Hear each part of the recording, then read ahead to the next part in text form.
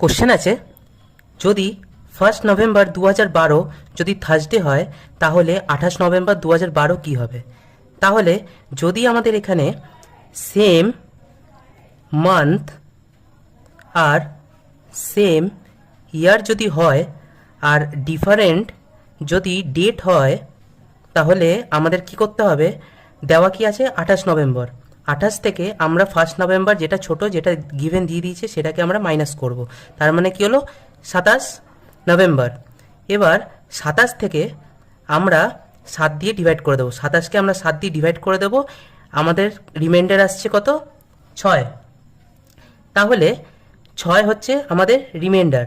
Given দিয়েছে Thursday plus 6, তার মানে Thursday, Friday, Saturday, Sunday, Monday, Tuesday, Wednesday.